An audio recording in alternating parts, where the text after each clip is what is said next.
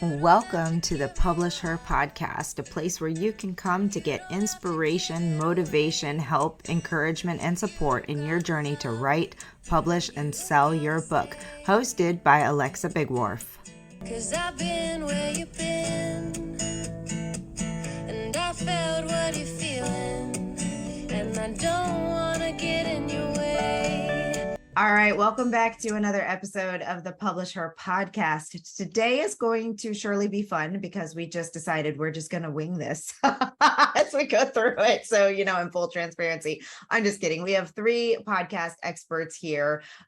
So we should, in theory, know what we're doing. I have Julie and Nicki with me today, and they are both of the company, the Media Casters. Media Casters is a podcast, a community, a publishing house, and a launch platform that elevates the voices of inspired people of all ages and identities with the power of the 3 Ps: podcasting, publishing, and presenting and performing. So this is super exciting, and I am so glad to have you both on the show. I was on Julie's podcast. I was on the Media Casters before, which was a super fun interview to do. That link is in the podcast notes, so make sure you check out that episode as well. Welcome, ladies. Hi. Nice to be here. Hi. And I have to say Alexa very softly. Alexa. My Alexa goes off. You can call me Lexi. I've decided to reinvent Lexi. myself back to because of that stupid machine that Amazon built. Ms. Bigwharf. Miss Bigwharf. If you're nasty. I'm just kidding.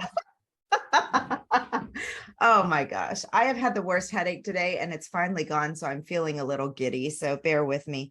All right. So let's just start off. Nicki, you were explaining a little bit to me before that you're actually a writer in this agency and organization. Julie's pulled you in and she's told you how to use all of these things to grow that. So let's, if y'all don't mind, just tell me a little bit about who you are as an organization, what you do, and how this all fits together. Sure. So I am an author. I write fiction. I write romance for the Wild Rose Press. And actually, I just self-published a book last week. So to celebrate my 29 years of retirement from being a public school teacher, a high school teacher. And I also work with Julie in the Media Casters. I help edit for some of our clients, help coach some of our clients. And Julie uses me along the way to learn, I think. So I test out she's amazing. Like I test out all her PR stuff, and sometimes I fight with her and I say, I don't have time for this, I'm writing, but Julie convinces me to do it. She's pretty amazing. Yeah. So tell us about those things, Julie. What all do y'all have going on? Renee is the perfect specimen, if you will, as an accomplished author to test out a lot of different things. But I find so much joy in taking authors in particular, their voices, and making sure that they are truly making an impact in the way that they wanted to, even in their wildest dreams before they were even, a baby writer. And Renee just is one of those students that will test out anything I say. And the truth is, it's all about our voices and how we execute our message, how we share our message, and how we deliver it to the world, because you can't just write a book and then, Alexa knows this. You can't just write a book and expect it to be a bestseller. Yeah, your mom and dad are going to buy it, but does the buck stop there? Okay. So first of all, for our audience who's like, who the heck is Renee? You just introduced her as Nicki. So Renee also goes by Nicki. So did I call her Renee too? I do that all the time. Sorry, Nicki, Renee. Nicki, my name is Renee Nicole. I go by Nicki.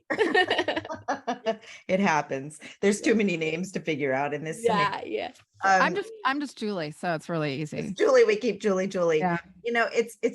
I agree with you so much, and I am seeing this. I'm seeing this play out in my own life right now, because as an example, even if you already have a platform, and even if you're already out there as a big public figure, and I'll just use, not that I'm a huge public figure, but I have yes, you are. have a platform for sure. But I'm about to publish my first fiction book, and I am like, it's done. I have the proof. We're ready to go. It's publishing in December. And the thing is, like, you can't just assume that even if you have a big platform, that book's just going to fly off the shelves, because I have a platform for people who want to learn about writing and publishing books, not necessarily about reading romance books set in Paris in 1999, although I would love it if they all wanted that book too. So I've got my work cut out for me, even following all of these things myself. So I'm excited to hear what you prescribe for fiction authors, because I need to get on this bandwagon as well. And I think you're an anomaly, because you, meaning that you are so well spoken and you're not afraid to get in front of people as a fiction writer. Yeah, And that is true. That I do love to get in front of people. Yeah. look at me. But I mean, it's great. And it's really diversifying your audience. And so for Nicki, well, we're going to call her Nicki right now. You know, I see that struggle, especially for fiction authors, in terms of, okay, so they put all their heart and soul into their manuscript, they get it published, and they don't know how to speak. They don't have a story beyond the actual written story. Mhm. And I'll let you guys take it from there. Well, no, I think that's a good point. And Nicki being I'd love to hear how Nicki does that, because, or how you've taught Nicki to do that, because that is what I hear from a lot of our authors too, is that they're just terrified of going out and speaking publicly. Yeah. And my author friends, I know, and we talk a lot about this. We talk about how do you find the time to be out there, to run all these social media things, to be on podcasts, to do the public speaking, to be at your library, to be doing the book tours, and you're writing. And, you know, I do think too, there's like a huge difference for fiction writers and nonfiction writers. And I tell Julie this too, because media casters, we work with mostly nonfiction, and that's who I coach, where I write fiction. So, you know, but I think nonfiction writers absolutely have to be comfortable in front of an audience, because you're becoming the expert in your field, and you have to be out there. Fiction writers, it's a lot harder, because we need to be writing our next book, because I truly believe that the best way to sell your current book is to be working on your craft, which is studying and working and editing, and out there doing your next book. So, you know, Julie has me out doing podcasts. She has me out, and I get real nervous, in fact. And I'm actually a performer, believe it or not. I was a professional dancer, and What I kind have of dancer? international awards. What Yeah. kind of dancer? Right, what kind I Nicki? was a rock sharky, or a Middle Eastern belly dancer. And I was Wow. professional and, you know, world class. And so I was out performing. Even then, though, I was struggling like with stage fright. But that part of my personality is really outgoing, but that writer part of me, where I'm in with my stories and my characters, I don't want to be out there in the public. I just want to write my books and have people buy them. But I think some of the things that I've worked through, because Julie's like, you've got to be out there. And even I work for a traditional publisher. I have contracts. I'm a traditionally published author. And even when you're traditionally published, you have to be out there. Like, you're publishing. I know we've been trained in TikTok. They train us in how to use all these social media things. And of course, I have all my opinions on that stuff as well. But I think one of the things that I tell people when they're asking me is, try to take 10 to 15 minutes a day where you're actually working on engaging with your audience on social media, which is not the end all be all. Social media isn't where you sell books. It's where you brand yourself and meet other people. Yes. Thank you. Thank you. We could pull Yeah. that one out. And I was going to ask Alexa, you know, seriously, how do you see people buying books, the buying behaviors of people who are buying books? It's usually, I know you, someone recommended me to you, it fills a need, or it's a gift, you know? So have I ever bought a book off of TikTok or Instagram? Never. Have I bought makeup off of Instagram? Yes. You know? Same. Now, I will say, I have been swayed by TikTok. Like, I didn't know who Colleen Hoover was before TikTok, and now she's all I see and hear about. And I've bought like 4 of her books just because of, I haven't read any of them yet. Don't tell anyone. But yes, and she is like the classic example of how TikTok sells books, and they are doing all kinds of studies about her and all of that. But it's such a perfect storm, I think. Now, I see other authors who are seeing sales from TikTok. Yes. I know another indie author who had been doing reels on her own Mhm. Instagram and then moved over to TikTok and had been doing her reels for like a year. And she reshared one at just the right time and the right moment, and it went viral. So, there is benefit to it, but like, I agree with you, Julie. Like it serves if your person is out there who is looking to consume the type of information that you're putting out there and they see it on TikTok or on Instagram, it's going to sway them, just like that swimsuit that I wanted on Instagram, or that eye refining cream or whatever. I have bought so much stuff off of Instagram. It's not even funny. Yeah, and that's what I think that there's. So I do think there's some. I actually have a friend who's an author who is out on TikTok right now. She took her stuff out on TikTok and she's out there every day in a costume because she does paranormal stuff. And she said she is making like $200 a day selling her books. That's amazing. Now, It's hard work. She's putting work. yeah, it's a lot of work. And I have not made friends like I've watched Colleen Hoover on TikTok. I watched her before I didn't even know she was like a big time writer. I would like watch her little, and what she had was banter. And so I feel like what she did was this banter with her 3 sons. Yes. Like, and it was Her sons are hysterical. hilarious. Yeah, it was hysterical. And so, but I do think there's a lot of authors out there, and I know I sound really awful saying this, but I think there's like a lot of authors out there that almost look desperate right now, that they're on those social media platforms and they're pushing their books so hard on those reels and their TikToks that I almost think they're losing their personality. And I do think it's really, and this is where, it's a really hard balance, because I have to talk to Julie about my comfort level. As a professional dancer, I was really comfortable out there dancing for a long time, but I don't want to go out on TikTok and make a fool of myself dancing. I just don't like to sell my book. But I do think that I think I can be out there being inspirational or teaching. As Julie, and I'm still I feel like I'm still a baby in all this as Julie works with me, but I really, Julie says, find your superpower. Like, what is your superpower? And she works with you with anagram. What is it? The Enneagram and all of these things to find the Enneagram. Yeah, Enneagram. Yeah. And what were the archetypes you did the other day? Like you worked with? I made those up actually. So because they're so real. But I did a little research, but I wanted to help my friend Nicki promote her book. So I did a little research on archetypes of just women in general. And then I promoted her book. I said, but before we talk about these archetypes, I want to talk about the book Double Obsession. And I think archetypes are so fascinating because we each embody a different archetype.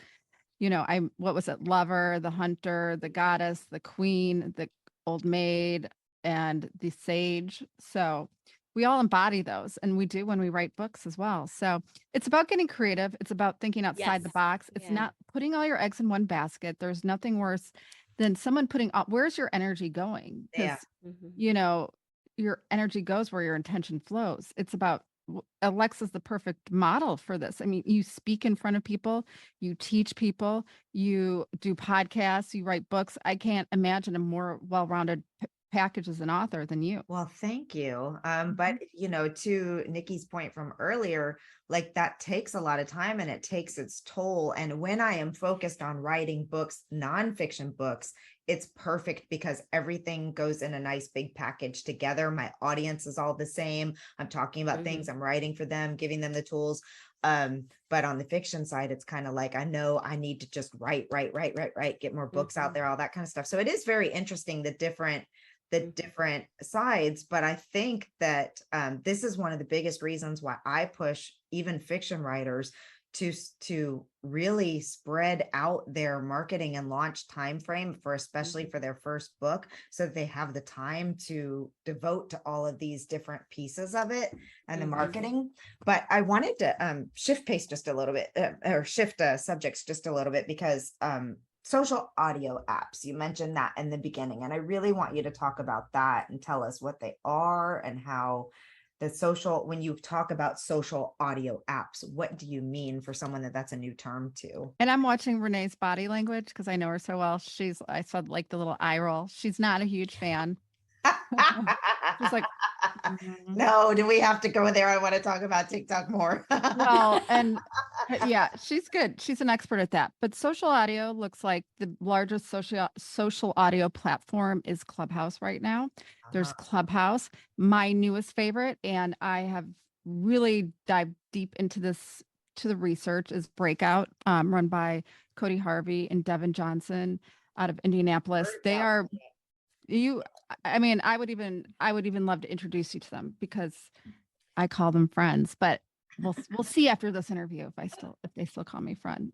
But what Clubhouse and I'll use Connected are doing, promoting creatives, giving them tools to elevate their story. Now, when you're speaking on social audio, you can garner a new audience. It is all about know, like, and trust. I don't care if you're a writer, a podcaster, a business builder, or a bum on the street. It's all about building relationships. It's all about creating engagement with your readers. And if you have a captive audience, if it's 3 people, 5 people, 100 people, they're going to want to know more about you. And this is what social audio does. So social audio, you don't have the pictures, you don't have the moving videos of TikTok. You just have your voice. And there's something so authentic about your voice.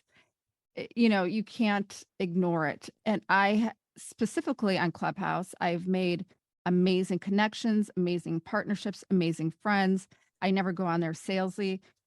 Nicki and I used to do a room every week on Thursdays. We would highlight different authors, but we'd want to know their skill set. And people want to learn. People don't necessarily want to just hear about your book and you pitch your book. People want to learn from you. It's all about creating a new community in different ways. And that's why I love social audio. And Breakout is at its infancy, but it is creating a space where creators have the tools and you can actually get paid, which is super cool for the work that you Yes. do. So, it's something to try, and it's a great place to practice your craft. If you don't like speaking in public, if you don't like, speaking on podcasts, just go on there and practice. Even if one person or your friend comes on, you can practice. And that really helped me get over the hump of my fear of public speaking. And I've had a huge fear of public speaking. Maybe Nicki wants to tell her experience on it. I know it was a little bit different, but I know it can be powerful if you do it right. Yes. I decided because Julie was like, actually, I think I first heard about Clubhouse, Alexa, on the Publishing Summit. Like, I think it was just coming out. On it. Yeah, it was just Yeah. coming out and everybody was all excited and yeah. Yeah. So I wanted to explore it, but I had an Android. So I really had to hold off. And I do want to say Androids are not Clubhouse friendly. And so I have had a lot, still not Clubhouse friendly. So I had a lot of problems with moderating my voice. So I will say that people with iPhones, I think, do you think like, and there would be other people in the rooms that would say, yeah, I have an Android. So I think it works really well if you have an iPhone. I do think it's a really powerful platform. If I think if that's one of the platforms you choose, again, I think authors I think my big thing is you have to be out there. But you cannot be out there on every single platform. Yeah. Like you have to choose your platforms and then you have to do a good job on them. Because I think if you get spread too thin, that I do think that that's what's happening to a lot of authors is I think they're trying so hard and they're trying every single thing and you throw stuff out there to see what sticks and you end up on every single platform and you just feel like a failure, Yeah. So I think it's really important. So I think if you decide that Clubhouse is your platform, I think it can be really powerful. I think that that's where you want to kind of find your niche. Like, what do you have to offer? I think Julie's really correct in what do you have to offer, but like besides just pushing your book. And I know my big thing is helping people break through creative blocks. So I was a high school teacher for a long time, and that was one of the things I loved with my students was how to get my students to be creative, because I think it's one of the great superpowers, that you can overcome a lot in life. So I think when I go out there on those, in Clubhouse, or when I go out there and I'm speaking or I do something with Julie, like we're doing a meetup group or something, I'd like to talk to people about that. Like, a lot of people really struggle with creativity and their blocks. So I think that becomes my superpower. So I think authors do have to find that. What do you have to offer people besides just pushing your book down their throat? And I think they're even like, That's exactly right, Nicki. I'm just going to Yeah. say, if anyone takes anything away from this podcast, it's like, no one wants to be sold. Create an interest in who you are, and it will follow. And I think Everything else will Colleen follow. Hoover did it when she made women laugh about being a mother. Yes. Like she has those 3 sons, and you would watch her interact with those 3 sons as they rolled their eyes at her. She's trying to do, and that became her whole personality, and it worked because she made people laugh, and she like reached that middle-aged mom. I think if you're out there like trying to be a little too obnoxious to get people's attention on the social media channels, I think it can really be a fail for you. It goes back again to knowing the reader and what the reader's interested in. And if you don't, I mean, how many of our readers are really interested in watching us do the latest TikTok craze or challenge or dance? Probably not very Right. many of them. Right, right. So I mean, tell us about your book. I'm sorry to interrupt. I want to hear Oh. about your book, and I'm going to write a prescription for you. Like just here, Ooh. and I know you know all of this. I'm guessing. I know, like you and we definitely, I'm not going to hang up with you today until we have a date set just to do something on Clubhouse or Breakout. But I want to tell us about your upcoming book. Okay, so it's called 4 Days in Paris, and it's under my pen name, which is Lexi Haddock, and it is set on New Year's Eve, around New Year's Eve 1999 in Paris, and it's based kind of loosely on real events of when I was living in Paris and was set to come home after that point in time. So the girl has been living in Paris for about 6 months, and she's getting ready to go home, and it's New Year's Eve 1999, and she meets a guy, and so basically it's about their 4 days in Paris together and what happens between the two of them. So it's really fun. It's a fun throwback. Like if you were a Gen X or child of the 80s, 90s, about that 1999 New Year's Eve, especially for those of us who were like in high school, college, new adult age, remembering all the things. If you love Paris, it's got lots of scenery of Paris because it was really important. So the book itself, it's a love story between this couple, but it's also a love story between the 3 girlfriends. So it's a story of their friendship, and then it's also a love story with Paris. So that's the book, and yeah, I'm It's excited. steamy or no steamy? So it is closed door. There is some. What does that mean? That means that it leads You up start to- kissing and then you don't see anything more. Yeah, it leads up to, there's some heavy petting, and then the rest is left to your imagination. It's not clean either. Clean means no drinking, no swearing, no sex, no drugs, no smoking, no curse words, any of that stuff. It is not clean. There is Okay. almost all of that stuff, but Mhm. but there's just no sex on the page. Which Okay. was mostly because I know that my mom and my sisters are going to read this book, and I just could not quite get over that hump, especially since it's based Nicki can. especially since it's based on my real story. I do not want them to imagine me as the character too much. I love that. And, okay, so your audience would be someone like me, for sure. Like that, because I am a Gen Xer. Everything you spoke, I remember where I was 1999. Found out I was pregnant, but I was like drinking a lot. I found out like 2 days later. But expats, people who are like maybe military wives, and you have a connection to the military, right? Yep. So, I think speaking in those audiences, getting in front of those people would be amazing. I hadn't thought about the military wives. That's a great idea. Actually, I have a friend I want to introduce you to who does a lot. She's in Virginia.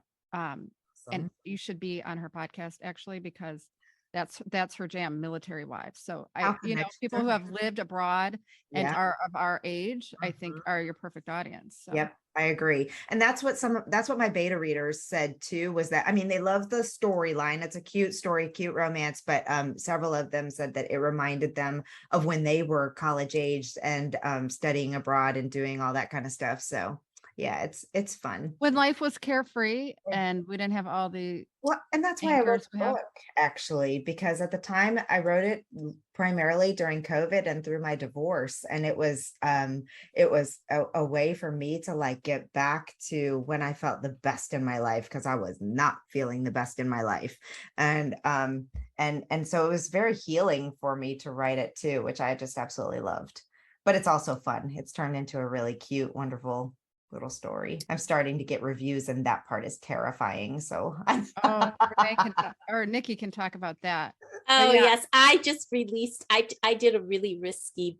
I did a self-published book for my retirement, and it's really risky. I have a point of view narrator who is not reliable. And I like that is tough. And so I put it out there, and I have been a mess waiting for the reviews. And Okay.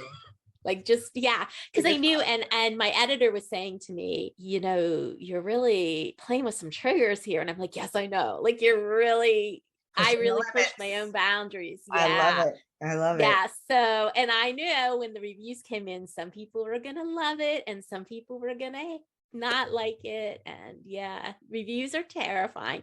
And they tell you, don't get caught up in your reviews. Don't worry about your reviews. I don't know the answer to that yet. Like, I don't know how to not pay attention to them, I know. because so much about being able to even promote yourself as a writer, you have to have so many reviews to Yeah. even promote Yeah. things in certain places. So It is yeah. terrifying. Mhm.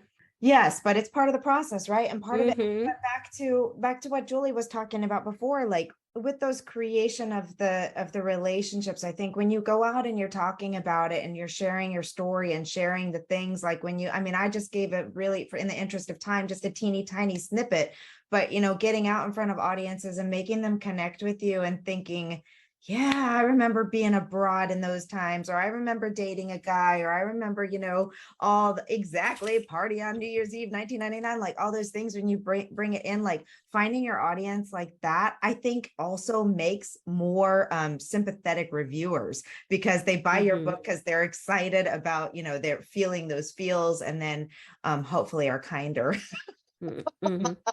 as well. But we are kind of running out of time. So No, I Lexi know. Haddock. I love how your name is Lexi Haddock, like Alexa Big Wharf, and like I get the wharf and I get the haddock, like I get the connection. That's brilliant. Well, Haddock is my maiden name, and Oh, it is. yes, Stop it. it is. So I wanted to That's not brilliant. my ex-married name, which is still my legal name, on my first fiction book. So that's what I did with that. Oh, I love that. Well, I would really love to wrap up with you, Julie, just kind of talking to, how your services can help authors if this is an area. I mean, we covered a lot of ground, but the overall point is, if you feel overwhelmed with getting yourself out there, or don't know which platform to use, or don't know how to get yourself out there, how do y'all help? Well, we help the whole process because, okay, I know Nikki's like, you're going to say it again. The easy part is writing the book. The hard part is keeping it alive. Mhm. And it truly is.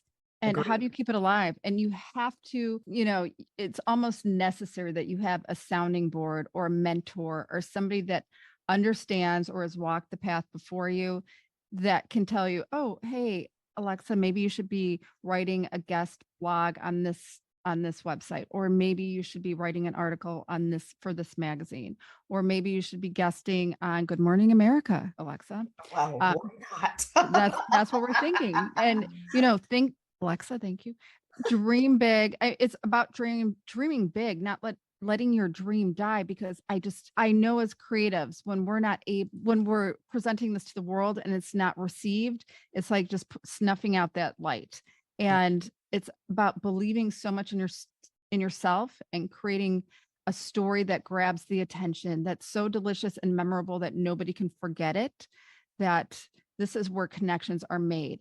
And this is the misnomer, again, with some of social media for some people, that you're not creating that relationship and you're not memorable on the scroll. So teaching them those sorts of things in terms of getting their story out in a real way, not a quick fix. There's no such thing as a quick fix. So I love that that. would be it. All right. So you said you primarily work with nonfiction authors, which I like Nicki alluded to. I think as a nonfiction author, it's so easy to find places to speak, because I have my It's a lot easier. expertise and I just try to get on those places. But sounds like you also work with fiction authors. And where do people need to go to get a hold of all your opportunities? Call Nicki. Nicki, what's your phone number? You can Google us. You can Google my name, Julie Lokun, Lokun, or the Media Casters. You can find us anywhere online. The Media Casters. We have a community of creatives who love to support each other. Right now, it's absolutely free. So I'm Nice. not sure when this is going to air, but underserved creatives and entrepreneurs, authors, that's really my mission in life is to help you raise your voice, because we rise by lifting others. I love that so much. And it's so in alignment with all of our goals with this entire community as well. So, this has been so amazing. And I want to, you know what, I want to wrap up just by saying the thing that you two said when we came into this before we were recording, and the importance of connections and attending events and meeting people, because now Julie and I have formed this, what I hope to be a really good collaboration of Best friends. down the line, best friends forever. But all of that came about because somehow Nicki found the Women in Publishing Summit a couple years ago and attended it, and then connected me to Julie. And, so I think that's another big piece of using your voice, is getting out and meeting people and doing things and finding those opportunities at places where we gather together as well. Yeah, it's all about gathering. It's all about going back to that campfire where Mhm. we used to tell stories, and we couldn't wait to tell the other person the story. And I would have never met you if Nicki did not join your conference. So you never know. Every day we wake up, you never know who you're going to meet or who you're going to talk to and how it's going to change your life. Amen. So I will put all the links to your website and your communities and such in the show notes. So if you've been driving or doing dishes while you're listening to this, don't worry, just go over to the links in the show notes and you'll have everything there. Thank you, both of you. Thank you, Julie and Nicki, so much for your time and your information. And I can't wait to hear more from you, Julie, and Corinne in the summit in the next conference. So that will be amazing. Surprise! You're included. You Did we make it? Notification. We made it. Yes, yes, you made it. Woo! Of course you I made love it. that. I love that. All right. Well, thank you so much. I appreciate it. Thank you. Thank you. You don't have to give it away. Thank you for joining us on the Publisher Podcast. We hope to see you back for the next episode. Great, huge thanks goes to Jasmine Commerce for the use of her song. You can find Jasmine on SoundCloud. Go check out all of her music. We'll see you next time.